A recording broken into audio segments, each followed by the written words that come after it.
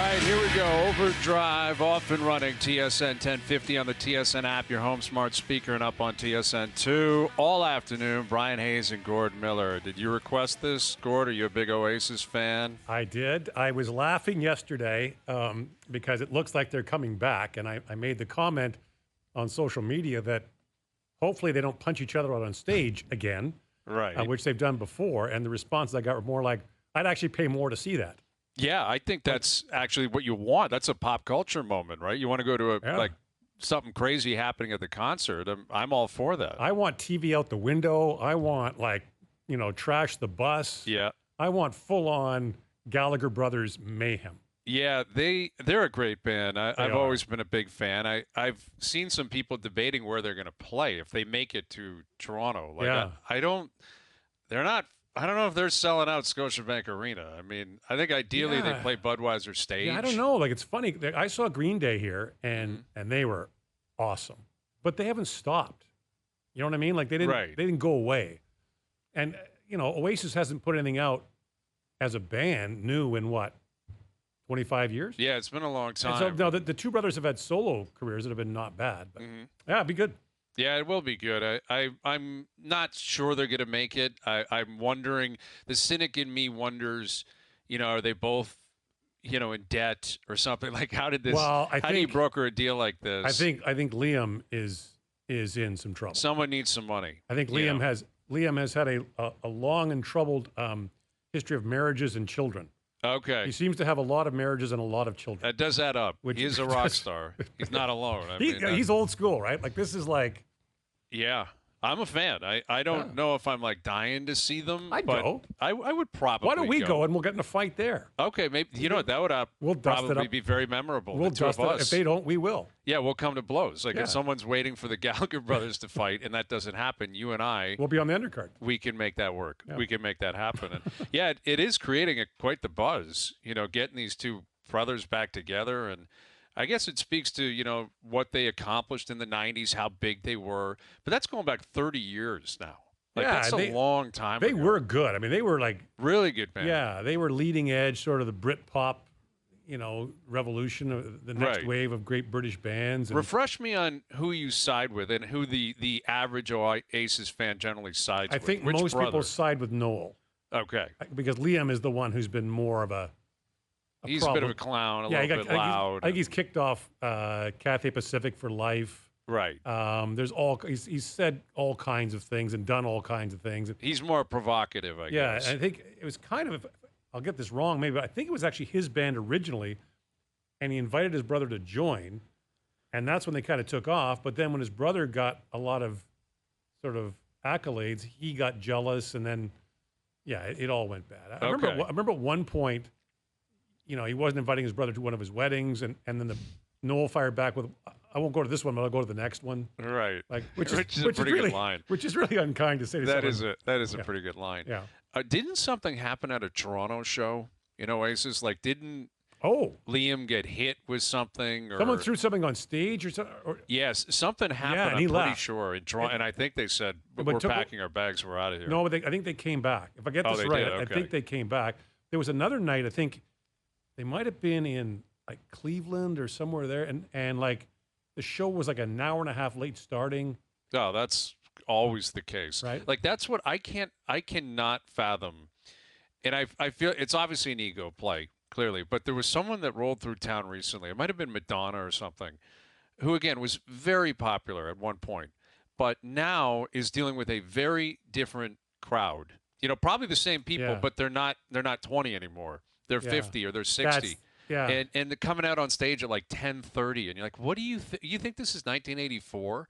It's not. Get with the times and get out there. Start the show on time, if not early, because everyone's ready, so everyone can leave. It's not the rockin' 80s anymore, 90s. Like if Oasis ends up sticking together and arriving here, make sure you're on stage on time. And get the hell out of here well before 11 o'clock so we can all go home. And by the way, someone rushed the stage and attacked Liam Gallagher. That's what it was. Someone was rushing the stage. I knew there was something like violent happened. Well, even Bruce Springsteen's like 70, 71. Right. He starts at 8.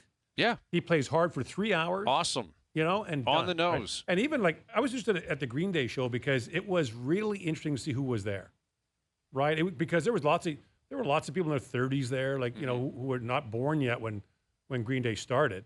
Lots of older people, but a real interesting cross section. And it's hard to find acts that are able to still bring it after a long time. It's very difficult to do. Yeah, it is difficult. I think That's why you Springsteen mentioned does. Springsteen. He does, yeah. Yeah. U2 does. I mean, I saw U2 at the Sphere in Vegas this year. Okay. They were terrific. Yeah, they would Now still the venue do it. was part of the star too. Yeah, that is a bucket list item, I think, to get to the Sphere. I mean, you look at what the NHL accomplished, it was incredible. I thought they did a great job with that draft. They're having a hard time finding acts to play it. Really? Why is that? Because I think they're worried. U2 has always been kind of a band that was multimedia, like immersive. So they fit right in there, but a lot of acts are afraid to be swallowed up by it. which I can understand. Yeah, so I think the Eagles I think the Eagles have played there a little bit. Fish went there after, but they tried. Fish. Well, what is Fish doing there? No, I just, Like, what do they have? Weeds, in the background? Like, what the hell is like Fish? I don't get Fish. I got to admit, I'm not a big Fish guy. I've heard some of their stuff. They got a couple songs. I'm like, all right, that's all right. A lot of it is so stupid and so goofy. And like, why is Fish playing in Vegas? Aren't they anti-Vegas? But Like, shouldn't they be in Vermont somewhere in a farmhouse? The point is, they tried to get other acts to do it. Like Springsteen wouldn't, Taylor Swift wouldn't. They threw big money at U2. If I get the number right, I think they paid them $150 million or something like that for the first 30 shows, and then they tacked some more shows on at the end. Right, but I thought it was kind of busting out by the end. Like, it wasn't selling out. No, I think it was sold. I went to the fourth last show. Yeah, it was sold right out. And it was scalpers outside. Fake news. And they want to do more, and U2 said no. Well, yeah. I mean, at some point you got to move. You don't want to be a house band or so. Although that's Vegas for you, man. Hey, you know what? I saw Chicago in Vegas. Yeah. They do 1 week there a year, and it was sold out every night, and they were great. I mean, there are now a long-term residency. I mean, now you're into the Adele. Now you're Wayne Newton, and it's like, what are you doing? You got to get out.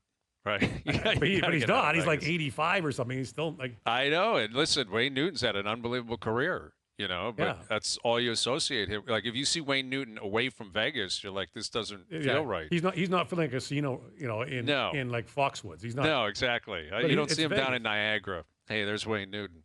Well, anyway, I guess, you know what? We're both proponents of starting on time, which I don't know if that's a gripe of yours, Gord, as someone who calls hockey games and you have no idea when the puck's going to drop. So, no, we always know because I know behind the scenes, Sure. I don't like the 7:30 starts. I'm bad for not knowing when the game is. I remember one time Ray and I, of course it was Ray, we show up at a game and we're like, where's everybody? 8:00 start. Nice. We didn't know. Well, maybe you should know that. You're calling the game. Now the converse of that is you don't want to walk in. We have a very good producer at TSN who Chris Edwards, who does the World Junior for us, does our Leafs games, does the CFL. He's terrific. And we were in Chicago for a Hawks game, and the night before the Bulls were playing. And Chris loves the Chicago Bulls, loved Michael Jordan, and wanted to go see the Bulls. But what he wanted to see most was the player introductions. That was the biggest thing he wanted to see. So he went on his app, and it said 8:00 game. So we went for dinner at like 6:30. We got to the stadium at like 7:30, and we walked in halfway through the first quarter. Central time. Yeah, 8:00 Eastern start. And he was devastated. He was not just good. Like it's halfway through the first quarter, and sometimes basketball games are kind of quiet. Yeah. We walked into one of those quiet moments. He looks around and goes, "You got to be kidding me." Yeah, that's brutal. You've got to be kidding me. Yeah, that's brutal. But you know what happened in Detroit? The Red Wings for years had 7:30 starts. Mike Ilitch liked 7:30, but they did some marketing surveys, and a lot of their fans prefer 7. Most fans prefer 7:00 starts. And so one day, Mr. I pulled into the Joe Louis Arena at the end there where the door, the garage door opens, and it's like 7:15, and it's a preseason game, and the game started. And he was kind of like, "What's this?" He said, "Well, Mr. Ilitch, we've moved the games to 7:00 this year because fans. No, we play at 7:30." And they're like, "Well, Mr. Ilitch, we've agreed to play it at 7, and the tickets are printed. We print them. We play at 7:30." You're kidding. No, they. How did the league react to that? Well, Mike Ilitch can. I hear you, but like other teams have schedules, right?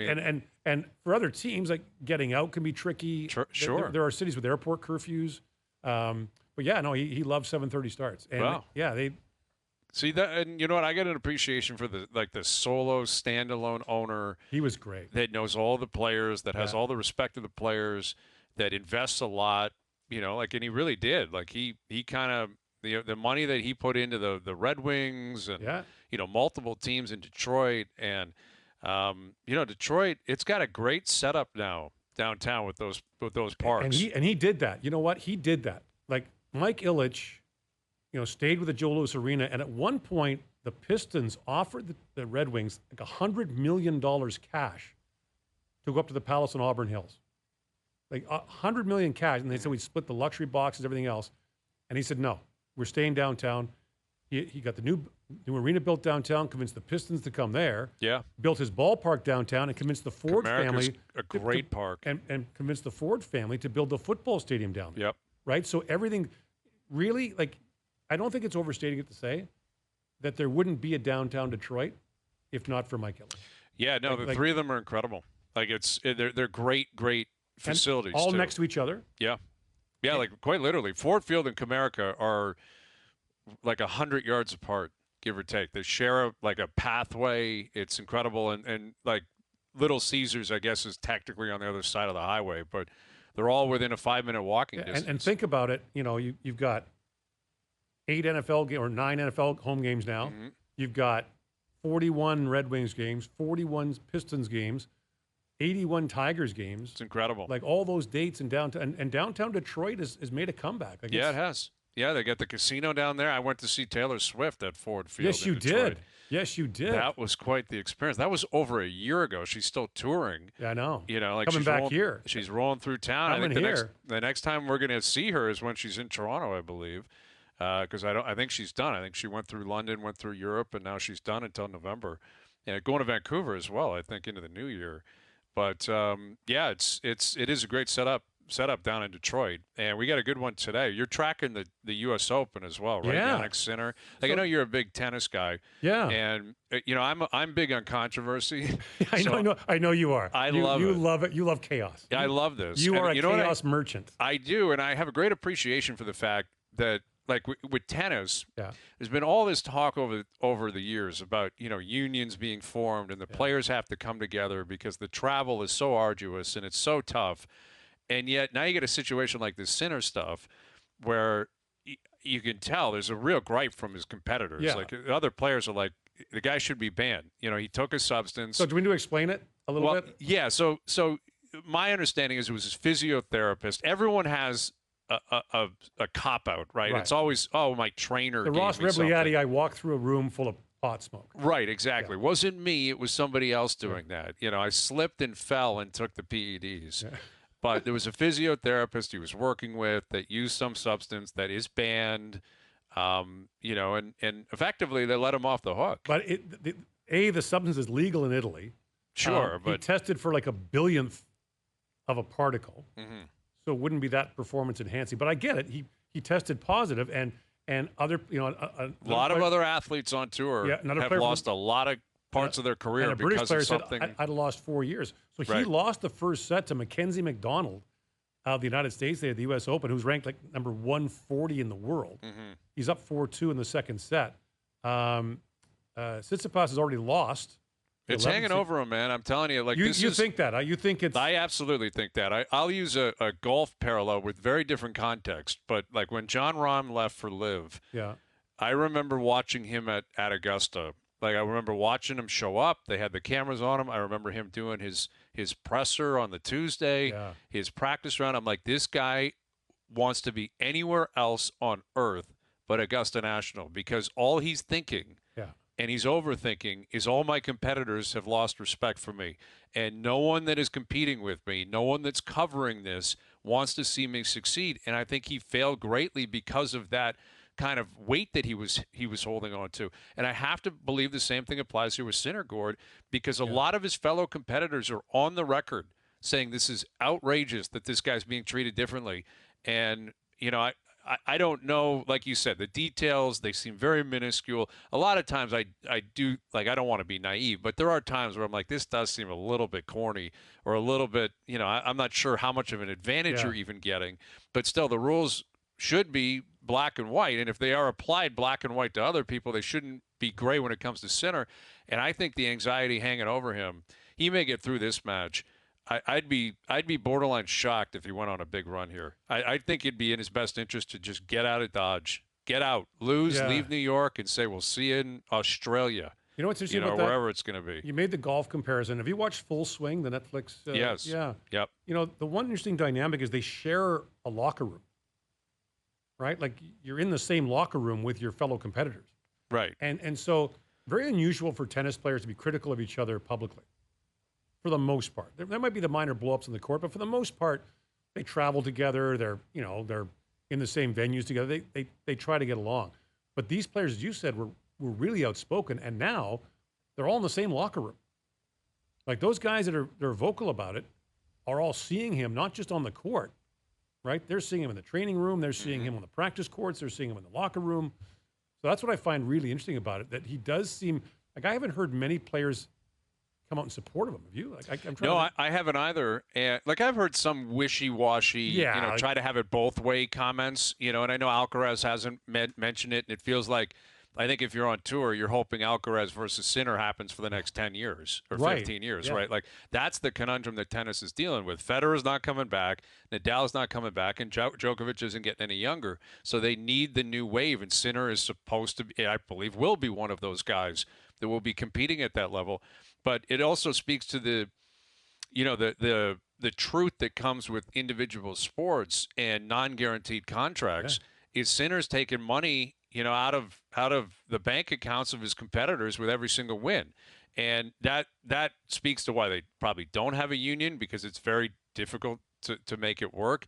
And the nature of the business that you have to basically eat what you kill. Yeah. Where, if someone's taking PEDs in football, baseball, basketball, hockey, or whatever, I'm sure in the room you're like, come on, man, you're burning us here. But it's not to the same extent, because you got guaranteed money. Everyone's making their money. There's another guy that will step up. The team's going to move on. It's very different in terms of individual sports, where it's not even that they think, okay, Sinner's got an upper hand when I'm on the court. I think if you're a competitor and you're ruthless and it's a business, it's almost like I don't want Sinner in my way, right? Like he should be out of the way. So I don't have to run into him, and I got a chance to make more money, move up the world rankings by avoiding him and playing someone inferior. And to your point, and in tennis more than any other sport, even more than golf, it's zero sum. Right. Every day someone wins and someone loses. It's not like golf where you can be a shot better than me, but we're back playing tomorrow, right? Like you finished first, I finished second, even though you had a better day than I did. In tennis, it's zero sum. Like someone loses and is out of the tournament every day. And I agree with you. And I think that's why people, I think, resented early in his career Andre Agassi, and to a lesser extent Djokovic, for tanking sets early in their careers. Right? Get down a break in a set and just tank it, save your energy for the next set. And it became pretty obvious they were doing it. Well, you're out there getting paid, and fans are getting upset about it, and TV's getting upset about it, and that's your moneymaker. That's your bread and butter.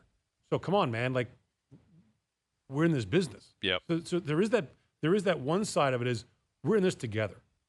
So we got to do everything to get fans into the stadiums. We got to get TV sponsors, everything else. At the same time, when we step on the court against each other, like one of us ain't coming out to play the next day. Right. Exactly. Someone's going home, and it's significant. It is. So we'll be tracking that Sinner plan, I think, up on TSN 3. You can follow that. Richard Griffin will join us. Griff's coming up in about 15 minutes. The Jays, I know you're a history buff. You love sports history. Like the Danny Jansen story. Unbelievable. It was pretty incredible. And the fact that the Jays got both wins. I know. And he was, I think he was trying to play along, because it was pretty cool. But I don't know that he was really, really aware of just how giant this was, because he just played baseball. Well, especially in baseball, it is so. Now, this is such a unique situation, and you need so many different worlds to collide here in order for this to happen. For a game to be delayed, to pick back up in the future, before the trade deadline, after the trade deadline, the guy happens to play. Obviously, a lot of things had to line up. Yet in Major League Baseball, the league has been around for so long. There's so many teams and there's so many games being played. It's so tough to establish something that's never happened before. To do something that hasn't been done before. And it's so tough to do. And I think even what Aaron Judge is doing, yep. Shohei. Well, Ohtani, I mean, is chasing 50 home runs, 50 stolen bases. Like that's where he's going. That's mind-boggling. We've never seen wait before. Wait till he starts pitching again. Well, that's what is scary about it. And this guy is putting up numbers. And the Dodgers have, 78 wins. They got the most wins in the National League. The Yankees have 78 wins, the most wins in the American League. If you couldn't script this any better, if you're Rob Manfred, you couldn't script it any better. Shohei Ohtani in L.A., Aaron Judge in New York, top two teams in each respective league, both going to run away with the MVP. It's incredible. And look, they don't script it, obviously, but they kind of do because they don't have a salary cap. They let their big teams, the Dodgers, the Yankees, the Mets, the Cubs, you name it, they can spend whatever they want. Now, it doesn't always work. I give you the Angels, who are just the Jays spend.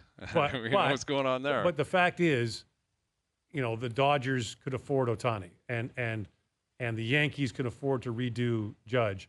They want their big market teams to do well. Now, look, every league secretly wants their big market teams to do well. They don't do anything about it. But if you think the NHL is cooking the refereeing to help big market teams, no. The Yankees have won, the Rangers have won one Stanley Cup since 1940. The Leafs nothing since '67.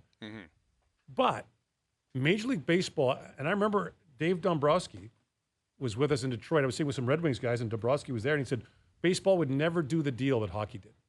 They would never do a labor deal to make all the teams fit under one salary cap. They would never do it because they depend too much on their big market teams for TV. It's just, you need the Yankees to be good. You need the Mets at least have a chance to be good. The Red Sox, they need that. Yep. Well, and you're getting it right now, right? Like, and you're getting it with the fact that it lines up with the two superstars, like that catch that Aaron Judge made last night. Oh my God! Guy's playing center field like Ken Griffey Jr. and he might hit 63 plus home runs. And the fact that he's on pace to break the American League record that he holds for home runs. He holds. Yeah. And there's also a clean element. Speaking of Sinner, and we get into this, the only guys who have hit more than 62 home runs are Barry Bonds, Mark McGwire, and Sammy Sosa. And they're all tainted, and we all know that. Now, everyone has a different viewpoint on what that means, what the experience was like, where it stands in the record books, Cooperstown, all that kind of stuff. But Judge is doing this clean, and he's, he did it 2 years ago, and the fact that he might do it again this year, he might end up with the Triple Crown. I don't think he'll catch Bobby Witt Jr., but he's going to obviously have the home runs and the RBIs. It's remarkable, and to do it with the pressure of New York. He had 4 home runs in his first 27 games. Remember that? That was another thing. He was very slow. What's wrong with Aaron Judge? Oh, they figured him out, But it's incredible. And then, you look at Soto. Soto has been unbelievable for the Yankees. And you got Betts back, who's, was injured there for a while, but he's back. Freddie Freeman, Teoscar Hernandez is hitting bombs for L.A. Like, it would be incredible to have Ohtani and Judge in New York and L.A. in a World Series. This would be the 70s, the 80s all over again. Remember when it was Yankees, Dodgers, and, that's how long you got to go back, it was Celtics, Lakers. I mean, I think we need this. I like the idea of super teams. I like the idea of superstars playing for a championship. I think it's great for the sport. I'm all for teams, and I get it. But I love it when the best play. I love it when Connor McDavid's playing for the Stanley Cup Final, when Patrick Mahomes is in the Super Bowl. Like I like it when the superstar players are there. Absolutely. It makes it much more compelling when you add the element of, a team with history, with great coverage, with, rabid fans. It adds that much to it as well. I mean, it really is. There's so many different ingredients that go into making, a great season, a great playoff run, and a great championship. And the fact is, does it tell you how far the Blue Jays are from that? It's a long way. Yeah, it's a long way. But they've got a star. They have one. Absolutely. I mean, you look at Vladdy. Vladdy's been a top 5 hitter in baseball basically all year statistically, certainly in the last, 3 months. So, yeah, Vladdy represents, not to the same extent what Judge represents or Ohtani, clearly. No, but... And probably not what Soto represents or Mookie Betts, but he's a step below that, maybe a half step below that, and he's very young. outside of Soto, those guys are all in their late 20s, early 30s. And Judge is what, 32? Is Judge 32. 32, Judge is yeah. 32. Yeah, which again speaks to how amazing it is that he's playing every day, playing center field. The size of the guy. Have you seen him in person? He's huge. He's I was at a Yankee game last year. He's just like, first of all, he's poured into that uniform. Yeah. Like, it looks like he was sculpted. And, like, it's just like, when he gets his arms out. Guy's a beast. Yeah. Like Stanton, the same thing. Giancarlo Stanton is a massive human being. Massive. Yes. And Judge is bigger than he is. All right, Richard Griffin coming up on where the Jays are at, the history that we witnessed yesterday with Danny Jansen doing what he was doing. We'll get into a number of things with Griff. We got Mark Masters coming up on the Leafs and the tennis situation. We'll follow Jannik Sinner, confirm or denied today. We got a lot cooking. Gord Miller's in here. I'm Brian Hayes. OverDrive continues, TSN 1050 and on TSN 2. OverDrive continues, brought to you by FanDuel, bringing you everything from the opening line to the final score. We're just going to play Oasis all day now, Gord. Is that your plan? It's going to be an Oasis-a-thon. I have no control over the music, but I like it. Okay. Yeah, all right. Yeah, my buddy sent me a text saying he was at that show, I guess, when Liam was just causing so much havoc, and then someone ran on the stage, and it was a gong show. Said absolute gong show to be there. But the Gardens, where was that? I don't know. I got to ask him. I can't imagine that would have been. I thought it was after, like, post-90s. Although, were they still touring in the early 2000s? Well, Scotiabank Arena opened in 99. 99. So it would have been. Maybe it was the Gardens. Either the Dome or the Gardens. Yeah, it wouldn't have been the Dome. I don't think they were. Like, they were big, but not Sky Dome big. You got to be Taylor Swift, basically, now, right? There used to be lots of concerts at the Dome. Yeah, I remember guess one so. time. I remember one time doing a Jays game, and I'm got my TSN jacket on, where this guy was, "Hey man, what's that TSN guy doing a Neil Young show, man?" I said, "Neil Young's playing the X. Right. That's about 2 miles that way. You might want to get down to Massey Hall or something." Oh man. Yeah, Neil Young. He still plays Massey. I don't know if he does anymore, but yeah, that would be a bucket list item. I would have loved to see that. He's great. He's awesome. All right, here's our buddy Richard Griffin from griffsthepitch.com and many other places throughout his career. We love having him on. What's happening, Griff? What's up, guys? I remember going to the Hell Freezes Over tour with the Eagles at the Tampa Stadium, and it was like listening to an album. They weren't looking at each other. They didn't interact at all. I could have saved like $100. Isn't it amazing when you know there's infighting, the band hates each other, they're simply there to make the money. Yeah, just pay us and we'll go. Just pay us, Exactly. and we'll take a picture and we'll leave. Oh, well. Anyway, everything's going well. Yeah, well, how about those Jays, man? I mean, I feel I'm getting deja vu, Griff, because you and I, we would have been talking, a long time ago when how often did we used to discuss, and I think Blue Jay fans used to do this all the time, and maybe we're going back, 20 years, where you try to make sense of what, August 15th through September 30th means. What does it mean that some of these kids are actually bringing something to the table? What does it mean that it doesn't look like they're going to be 10, 12, 13 games under 500? It could be, but maybe they're going to be 4 games under 500. Does that mean anything to you in terms of projecting what could happen next year? Yeah, it's like the GM is your friend who promises to take you out to a gourmet dinner and then serves you a really good pizza, and you go, "That's not quite what we were out here for." But right. But yeah, it's a good meal. But this is a good look at some young Blue Jays moving forward. But this isn't what's Hayes. They were trying to get away without a rebuilding year or a rebuilding year or two, and this helps them believe that that's possible because they've got these young players coming up. But the thing is, the last 16 games when they were 10-6, they were playing teams that were 70 games under 500. Now they're entering a period of 16 games, and they've started 2-0 against the Red Sox, but 16 games against teams that are 58 games above 500. So we'll see. I mean, their bullpen still is not very good, and when you get into the 6th, 7th, 8th, and 9th innings going down the stretch in September, I think that those weaknesses will show up. And they didn't show up against bad teams like the Angels. But, you got to feel good for these young kids. Although when they were in Buffalo still had a losing record. And so you're wondering whether it's just the novelty of their skill sets and whether when adjustments are made, they will come back down to earth, which is the way I look at it. So I guess, Griff, when you look back to the trade deadline and some of the real pessimism and gloom that was around the Jays and some public comments, right, that were around the team. This has got to be better than that. I mean, at least there's a glimmer here that it's not a complete, sleepwalk through the rest of the season. Yeah, I mean, Gord, we talked about that a lot on this show, is that they can't afford any sort of even a half season of that doom and gloom, because they've got a whole new inventory of expensive seats to sell. And we've seen games on this last homestand that were down to 25,000, which is not bad, but it's definitely not enough bodies in the seat for what they put into the stadium. But they've got to be happy with what's happened since the trade deadline. They made a good deal, obviously, for Kikuchi, 10 starts of Kikuchi, and they've got 3 players that Jake Bloss is in Buffalo, but he's going to be back up on the Major League roster and in the 6-man rotation by September. So, yeah, they got to be very happy with what happened since the trade deadline. They need to go 16-13 to finish at 500. I don't think that's going to happen because of all the variables that we've talked about. But to be where they are right now, they've got to be thrilled.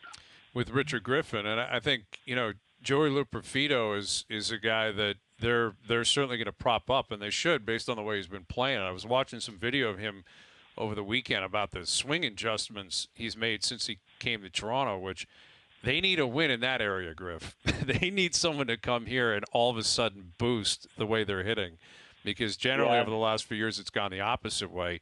But what do you when they acquired him, they said this guy's got pure power, he can hit. If he unlocks it, you might have something here. What do you make of it?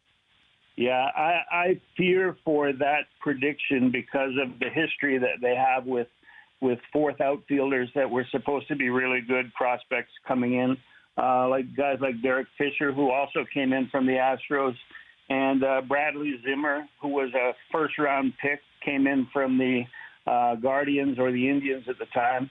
And they looked good for a while, had the same sort of a upside skill set, and it didn't really pan out.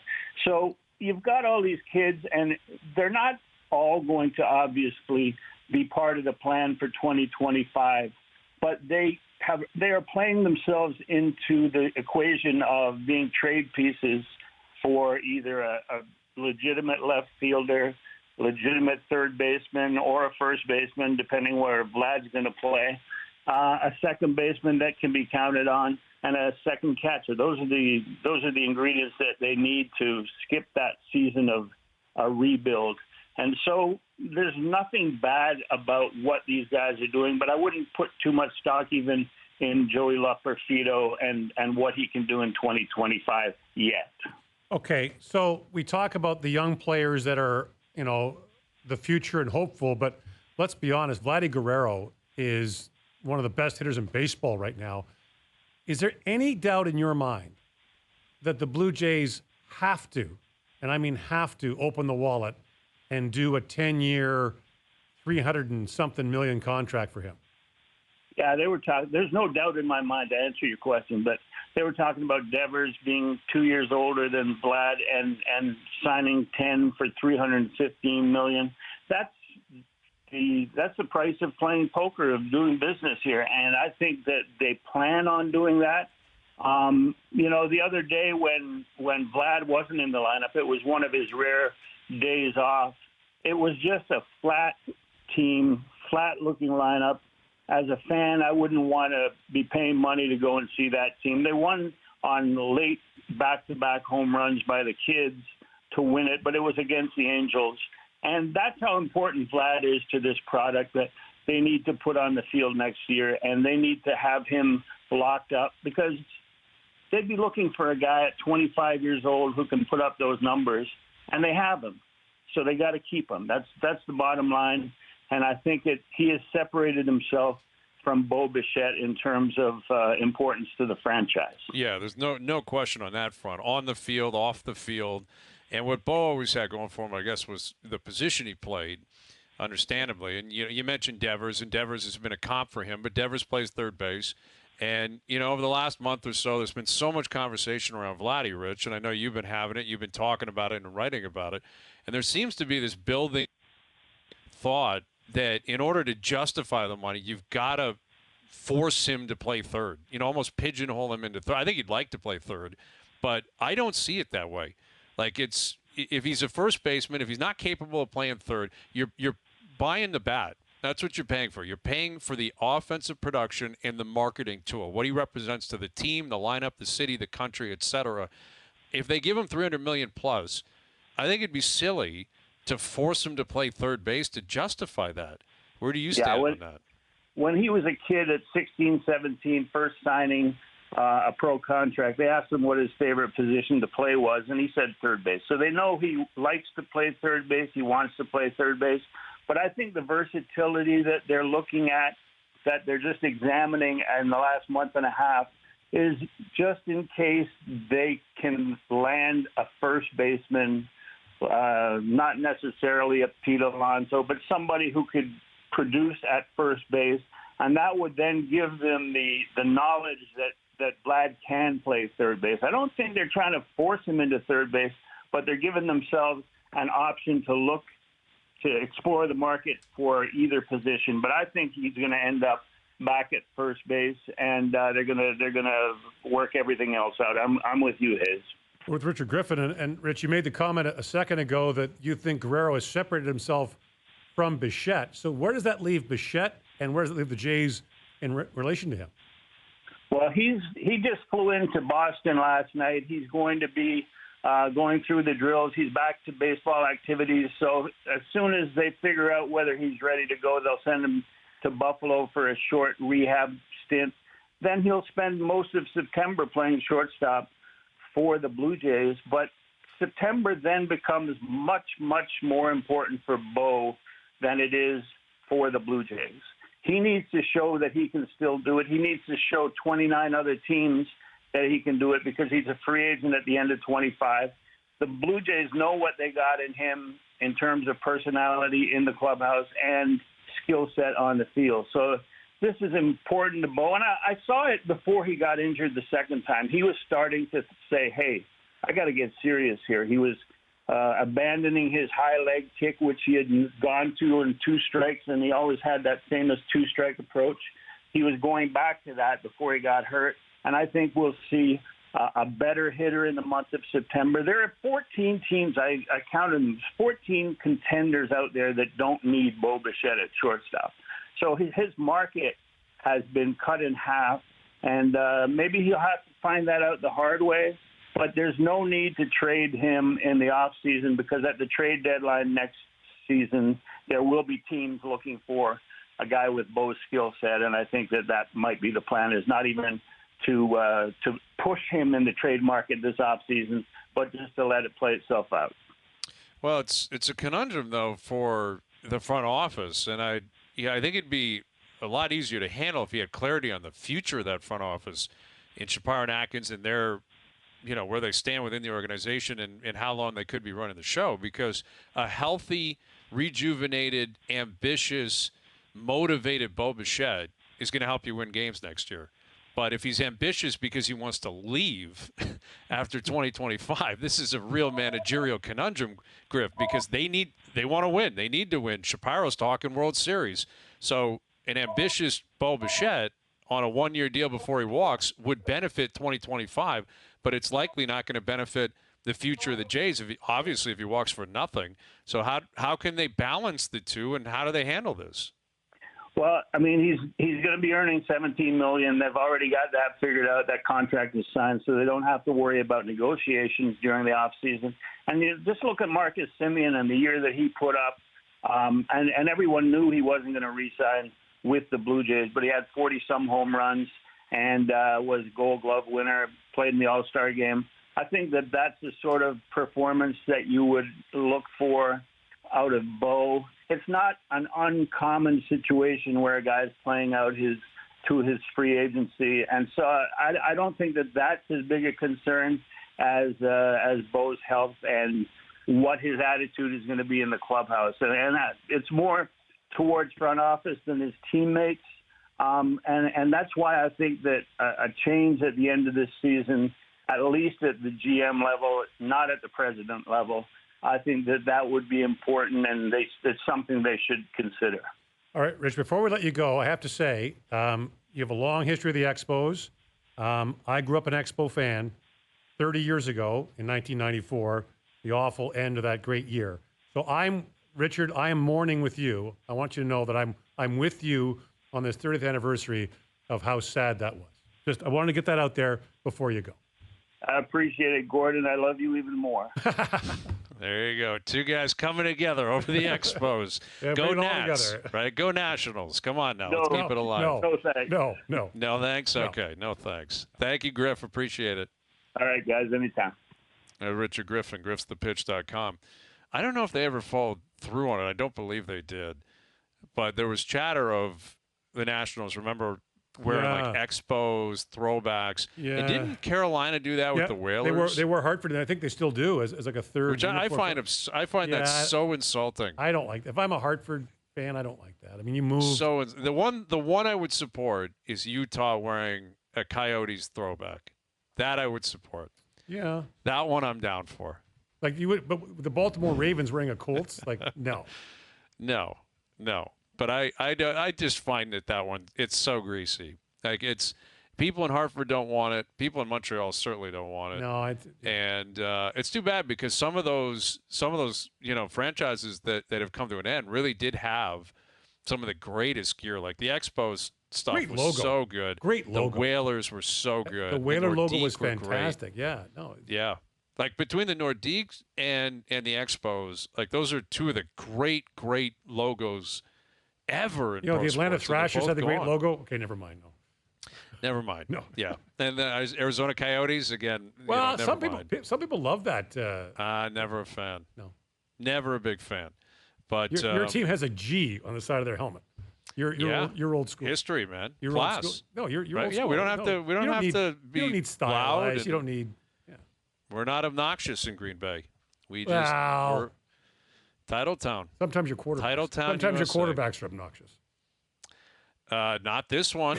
No, what did Brett Favre ever do to you?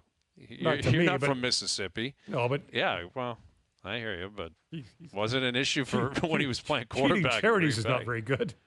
Yeah, not ideal behavior from Brett. Admittedly, he's had some issues off the field. I can't really fight against that. But hey, Jordan Love's looking good, man. He's looking great. Looking real good. He's getting paid. Getting paid a lot of money.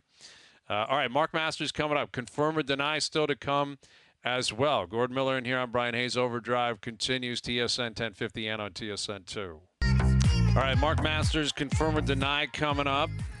Get a little hockey content in there too, Gord. Like I was saying yesterday, you get to that last week of August, might as well call it, pre-September, because once you get here, you just talk about how the summer's over. Summer's September's right around the corner. Kids back in school, hockey camps, the NFL. It might as well just be September. Well, rookie camps start in a week, I think, don't they? Yeah. Yeah, like rookies. Yeah, they're right around the corner. Guys are already Everyone's skating. in town. Like there's guys skating already, and I mean, it won't be long. And it's funny, because in Canada, we'd like the season to start sooner. Mm-hmm. We'd like the season to get going like earlier the better. American owners don't want to. If you shorten the NHL season to 60 games, it would start in late November. It would start after American Thanksgiving. Mm-hmm.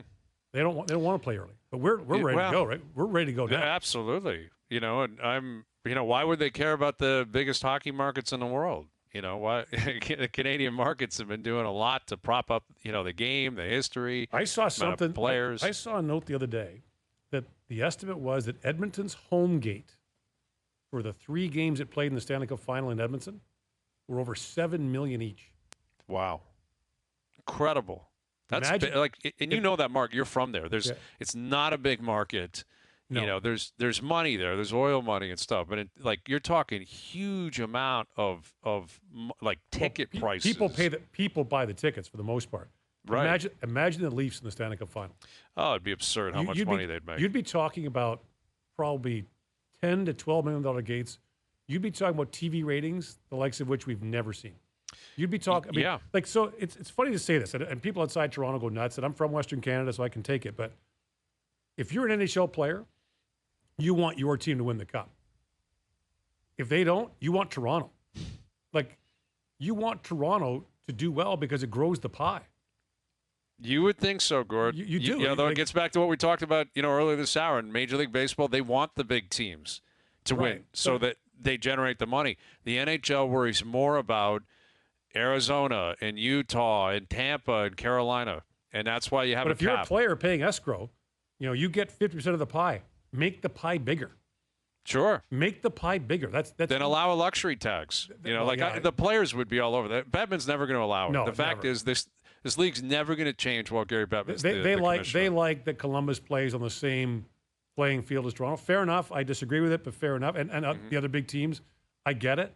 But I'm just saying, if you're an NHL player and you want to grow the pie, one of the ways to do it, and it may make you throw up in your mouth, is for the Leafs to be really good. That would be ideal. It would be But the great thing is lots of people would hate it, but they'd watch. Well, that's the thing, man. No one gets more, hate watching than the Leafs. Right, yeah. Like it's half the audience like the loves Yankees, them. the Cowboys. Half the audience loves them, and half the audience hates them. It's exactly. Great. It's great. There's 7-8 like polarizing teams in North America around the world. The Leafs are getting blown out.